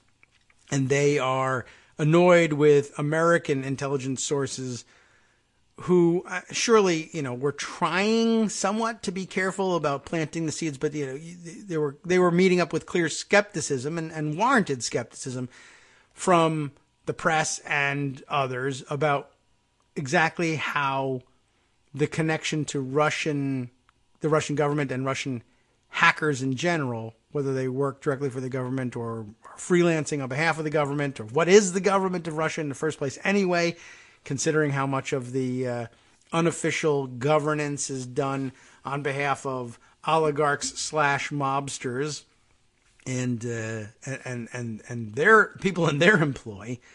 So, there's lots of room for doubt. And I guess at some point, the American intelligence sources, in an attempt to not give away the entire game, but establish some of the underpinnings of the operation and the intelligence that they were sharing with reporters, and try to give it some validity, gave away too much of the game, I guess, according to the Dutch. Although Western allies, right? Like, I'll tell you this, it would never have been my first, probably not even in my top 5 guesses, that it was the Dutch intelligence services providing this information. I probably would have guessed that the others, British, Israeli, I don't know, maybe French, possibly Ukrainian. But, do you trust the Ukrainian intelligence services? Because they obviously, too, will have an agenda with respect to Russia. Part of the agenda would be, of course, an obvious and understandable interest in sharing actual, honest-to-God, solid intelligence about Russian operations, but then also some room for maybe manipulating us as well. I just wouldn't have guessed that it was the Dutch. The Dutch, of course, having done it and then reading these things in the paper, now, oh my God, they're giving the game away on us. It may not have occurred to the Dutch that most American readers won't likely guess that, but maybe European readers might. Who knows? Russian readers might. So you can see why they would be upset, but it seems to me like there's a greater than average possibility now that the story comes out now, like, we better spill the beans ahead of it being spilled by some idiotic American. They would never want that spilled by anybody, but an idiotic American would only irritate them further. Yeah, the only thing worse than an idiotic American spilling the beans on them would be an idiotic pro-Trump American thinking that he was undermining all of their work by spilling the beans on them. So I'd be very interested in knowing about the trustworthiness of this Dutch source, and more about the timing, about how it was that they came to decide that this is a story they ought to run at this point. And did they do it with the approval of the Dutch intelligence services? Anyway, that's the biggest blockbuster going, I think, besides the fact that Donald Trump said, yeah, I obstructed justice. I already told Lester Holt that I did. Now my White House counsel is jumping ship and looking to save his own skin and telling the New York Times on top of it all. Lawfare, naturally, had some input on this subject as well, and perhaps we can share some of that. And as we begin to think about how we'll close out the show for the day and for the week, Susan Hennessy, Quinta Jurecic, and Benjamin Wittes, putting himself third and last on the byline on this one. The New York Times reported Thursday evening that President Trump ordered the firing of special counsel Robert Mueller in June, and was only dissuaded when White House counsel Don McGahn threatened to resign rather than transmit the order to the Justice Department. Mueller has reportedly become aware of the attempt to dismiss him in the course of investigating possible obstruction of justice by Trump and his associates. According to the Times, Trump claimed that multiple conflicts of interest disqualified Mueller from overseeing the investigation. We read the garbage that he threw out there. The one that I had forgotten was that they had interviewed Mueller about possibly becoming FBI director again. In May, Career Justice Department ethics officials formally cleared Mueller to lead the probe, determining that he did not have disqualifying conflicts. In a follow-up story, the Washington Post reports that McGahn did not deliver his resignation threat directly to Trump, but was serious about his threat to leave. So even he was chicken about that stuff. No high-drama confrontation, I guess. The Times also noted that Trump considered firing Deputy Attorney General Rod Rosenstein, who appointed Mueller, in order to place Associate Attorney General Rachel Brand in charge of the investigation.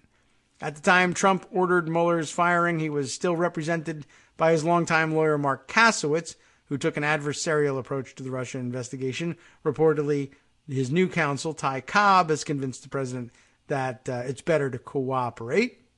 Nevertheless, the Times reports that Trump has wavered in the intervening months over his decision to fire Mueller, and that in his public comments on the subject, Trump has kept open the possibility of dismissing him. A few observations. Here we are. First, the Times reporting demonstrates just how out of control the president had become in June, less than a month after firing James Comey as FBI director. A few of his tweets from that time offer a stark reminder that the special counsel's investigation and Rosenstein's appointment of Mueller weighed heavily even in his public statements. Here's one embedded in the article here. I am being investigated for firing the FBI director by the man who told me to fire the FBI director. Witch hunt. Presumably, the conflicts Trump refers to in these tweets involve Mueller's work for Wilmer Hale, his one-time membership at the Trump National Golf Club, and that he had interviewed for the position of FBI director, as the Times describes.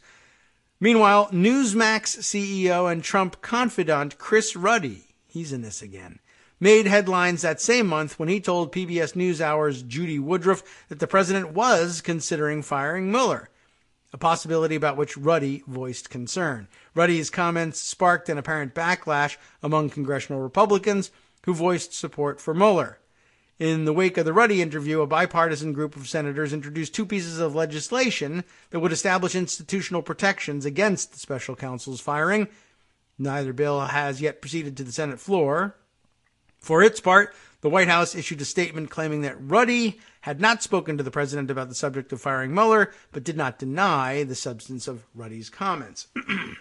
Just as a reminder here, Ruddy, a guy who hangs out every weekend at Mar-a-Lago and at the golf club and is in the near Trump orbit, he's the guy, in fact, that White House operatives worry most about influencing the president when he's out of their control and is down in Mar-a-Lago. That if you can manage to swing a lunch with Ruddy is quite adept at catching the president's eye and having him come over and say hi. And whoever Chris Ruddy is having lunch with is going to get access to the president from doing that. And that's, in fact, how Mike Schmidt, who was on the byline of the New York Times article that started today's discussion, got to interview Trump a few weeks ago, much to everyone's chagrin. You'll remember that backstory. This new reporting fills in a disturbing picture of what was going on behind the scenes at the White House during this time. The Lawfare article continues. The Times doesn't peg Trump's attempt to fire Mueller to a specific date in June, so it's impossible to know whether Ruddy spoke to Woodruff before, after, or just as Trump gave McGahn the order. But in any case, Ruddy's worries about the presidential attempt to dismiss the special counsel appear to have been firmly grounded in reality. It's also not making Michael Wolff look all that bad either, by the way. Second, Trump's apparent willingness to fire the special counsel in a fit of rage, even after experiencing the blowback that followed his dismissal of Comey, drives home the fact that his hints about firing other senior members of federal law enforcement are far from idle. By the way, does anybody know, does Michael Wolff make any mention in his book about firing Mueller at all? I mean, I threw that out there. It wasn't meant to be a validation of Wolff's reporting on that particular subject, but rather, once again, the volatility, the willingness to, fly off in a fit of rage, all of that fits with his portrait of the president. So let's see, where do we leave off here? That the threats are far from idle. Indeed, the Times broke this story only days after Axios reported that Attorney General Jeff Sessions had pressured FBI Director Christopher Wray to dismiss Deputy Director Andrew McCabe. As with McGahn, Wray reportedly threatened resignation, and the Attorney General ultimately backed off. So, when Trump hints about firing Sessions or Rosenstein, it should be clear that they may be in real danger. On the other hand, as Jack Goldsmith argued on tonight's special edition of the Lawfare podcast, wowie wow, The fact that Trump could not even get his own White House counsel to execute his will on this point shows that the president really is constrained in his apparent desire to shut down the Russia investigation. Maybe not. I mean, that certainly argues in favor of it. I don't know whether substantively that's the 50,000-foot view we ought to be taking of it, but it's a data point. Particularly in combination with the Axios story about Wray, the incident paints a picture of a president who desperately wants to corrupt the justice system, but just can't get it done. Malevolence tempered by incompetence, one might call it. Third, in contrast to the many valid reasons to criticize McGahn's White House tenure, this episode illustrates, at least in this instance, the White House counsel's deft performance of his duties under difficult circumstances. Maybe only this instance, I would add. Perhaps even skillful management of a particularly ornery client. McGahn has not always behaved so admirably. He reportedly was willing to carry out Trump's earlier instruction to pressure Attorney General Sessions not to recuse himself from this investigation, but in this instance, he allegedly managed to ride out a presidential temper tantrum, both offering the president reasonable advice and declining to carry out a presidential order clearly not made in good faith. Fourth, the story also shows rather vividly how successful Ty Cobb has been in calming the president in the months since and persuading him to take a less adversarial posture, at least publicly, toward Mueller and the Russia investigation generally. Consider the difference between Trump in June, who actually gave an order to fire Mueller, and today's Trump, who has turned over material to the special counsel that he wanted and allowed interviews with White House witnesses, and has said he's even willing to be interviewed himself. Of course, some dispute about whether or not he'll be interviewed under oath. He likes to brag that he would be perfectly fine. Yes, I'll testify under oath. His lawyers immediately saying, well, he's just talking. That's the kind of thing that he does. He's a dummy. Don't listen to him. Cobb seems to have convinced Trump that the path to making the Russia investigation go away lies in cooperation. If Cobb is correct that the Mueller investigation will end for a cooperative Trump, this is all a laudable example of excellent client management. That's big if, though. Cobb's strategy, however, seems to rely on convincing Trump that the investigation is going to conclude in the near future if he just plays along.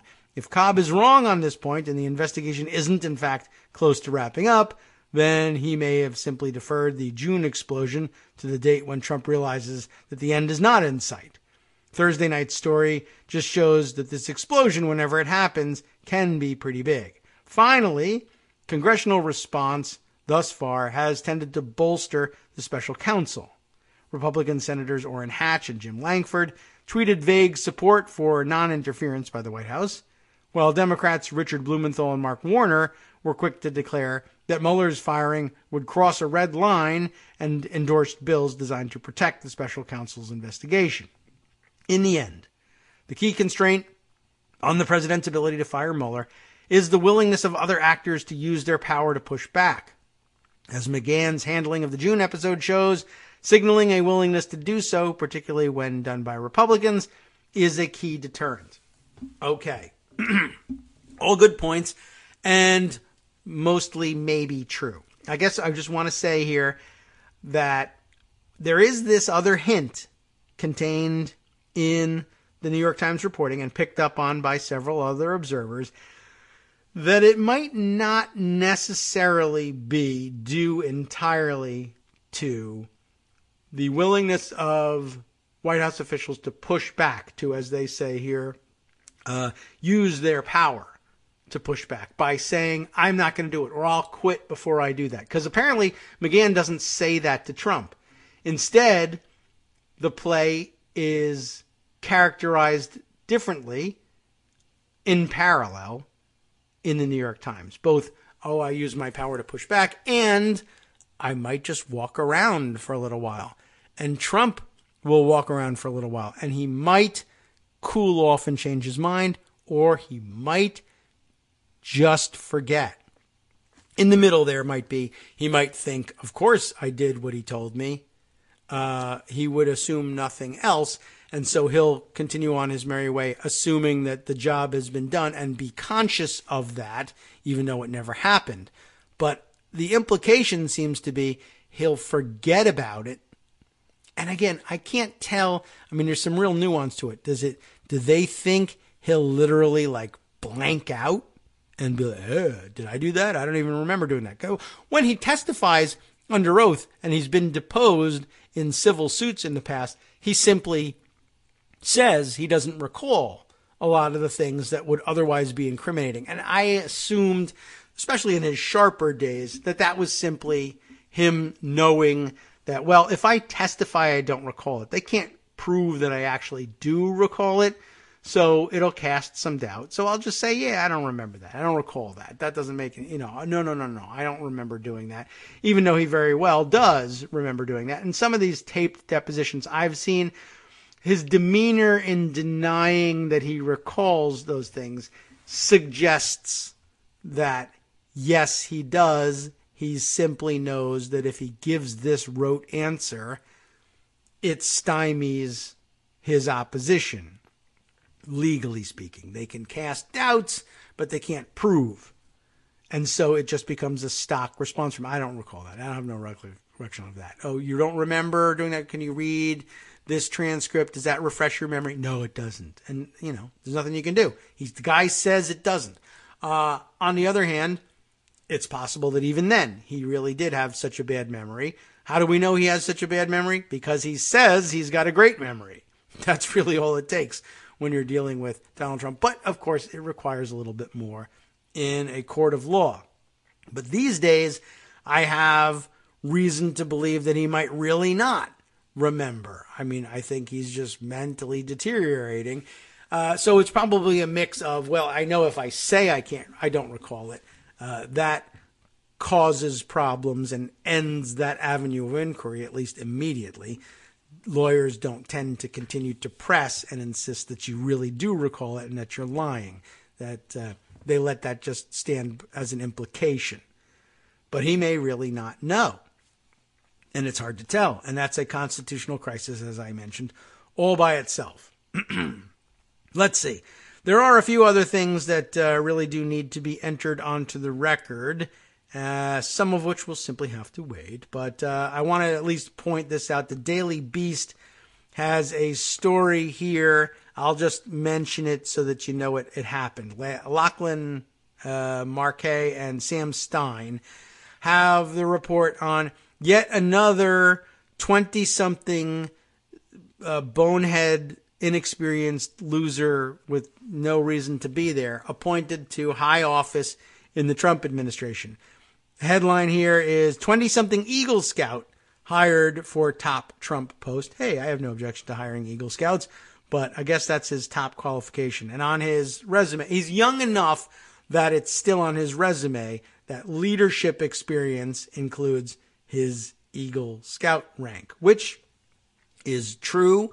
If you're applying to colleges, that's definitely leadership experience. As you know, it's youth leadership experience. But at some point, maybe that doesn't make it onto the resume as leadership experience. Maybe other experience where you put on there, you want to hint to other Eagle Scouts that you're an Eagle Scout so that they'll hire you. I'm wondering what's happening to all of their pledges of honesty and truthfulness and trustworthiness, et cetera, all these Eagle Scouts in the Trump administration. They're not upholding the oaths very well. Anyway, it happened again. And of course, the kid has like the most white bread mayonnaise name ever. Payne Griffin is his name.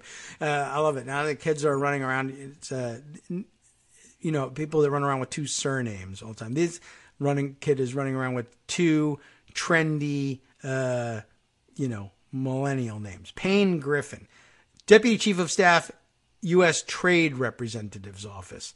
Very amazing high rise for this kid. And I think, what did they say? He's about 24 too, and an incredible lightweight and pretty much a joke for the job into which he has fallen. But he's the next name on the list. And speaking of people with weird or unlikely or too mayonnaise-ish to be believed names, I did see this other story circulating today. What's this deal? The Raw Story guys had this one. The rather amazing story of U.S. Senate candidate in Missouri, Cortland Sykes. Again, another computer-generated white guy who looks like an extraterrestrial's idea of what an American politician should look like. And his deal is, golly, he's angry about feminism. And here's the deal, and exactly how he's, apparently did he make the statement and put it up on Facebook? Is that what it is? He was asked if he supports women's rights, and his initial response, I guess, verbally before he put up this dumb statement was, I want to come home. What do you think about women's rights? Where do you stand on that? I want to come home to a cooked dinner every night at 6, he says. And this is apparently referring to demands he makes of his girlfriend. This is unmarried, Mr. Traditional unmarried guy here. One that she fixes. Can't be anybody else fixing anything. Men don't cook. One that she fixes, and one that I expect one day to have my daughters learn to fix after they become traditional homemakers and family wives. My goodness. He's just so traditional. It's just wonderful. I love it. But basically, once again, just wanted to point that out. One, it's a name that'll come up. Two, the party of ideas at this point now reduced drastically, it seems, to the point where all they have to discuss is cut my taxes and make my din-din. Cut up my meat for me, essentially, Mom.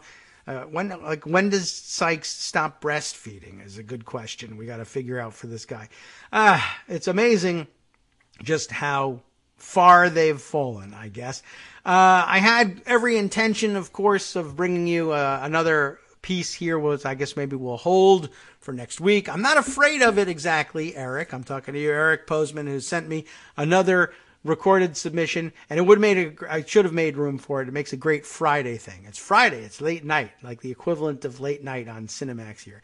It's not X-rated. He points out his piece is PG-rated, but there's lots of double entendre in there, and we'll hang on to that one because it's worth doing, and his double entendre is well executed, and it's about Stormy Daniels, and I'll do anything to revive that story next week if Trump doesn't do anything to revive it over the weekend.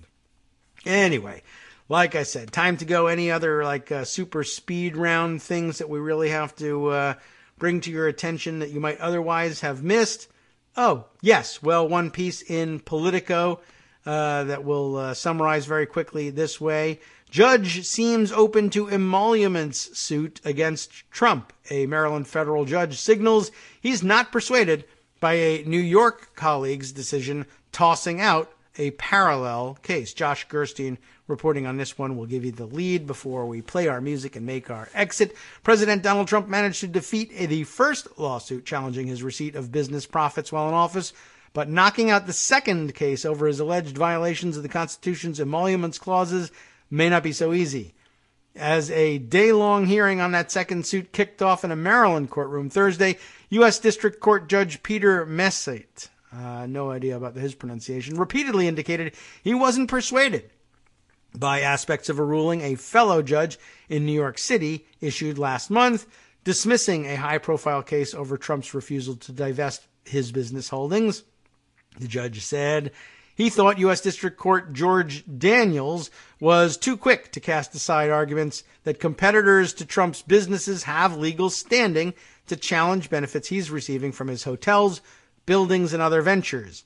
He just said that in a sentence. There was no analysis at all, Messate said, after Justice Department Attorney Brett Shumate, S-H-U-M-A-T-E, your guess is as good as mine, Shumate, I don't know, invoked Daniels' opinion. There's very little analysis in his declarations. I'm not really bound even by the logic at this point, with all due respect to Judge Daniels. So, okay, leaving the door open. And he opened the door to even some further attacks on it. I'll share that article with you. You can read it yourself over the weekend if it makes for good cocktail chatter in your mind. I think we've covered all the major stuff today. What else might be coming up that you have yet to hear about? Let's check in with Justice for what's coming up on the next episode of the West Coast Cookbook and Speakeasy. Oh, wait a minute. Have I got, is this Thursday's one? Yeah, still awaiting Fridays. But, well, I can promise you this. One, he he's now scrambling to send the information and say, damn it, I forgot to hit enter on that. And 2, that it will be a smorgasbord, as usual, of the best kinds of information, all things we skipped here, and the further developments that happened between 9 and 11 East Coast time that we may have missed. Here it is. Dang it. Well, we're pretty much out of time, but let's see if we can't cram a few things in here.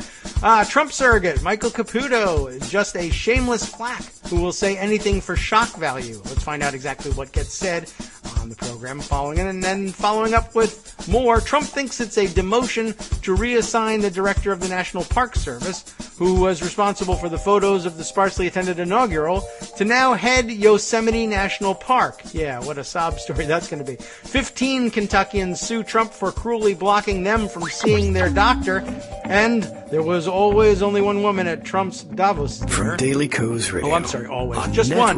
One woman at the Davos dinner, and the White House misspelled her name. Listening to the Kagro in the Morning Show with David Waldman. It's hard to get names correct. I find that to be the case, but spelling them is not usually the problem. What else have they got here? Let's see. Considering how the UK has received more money from an EU migration fund than any other EU state, and then use most of that money to kick people out of the country. Wow, stay tuned. All that and more coming next.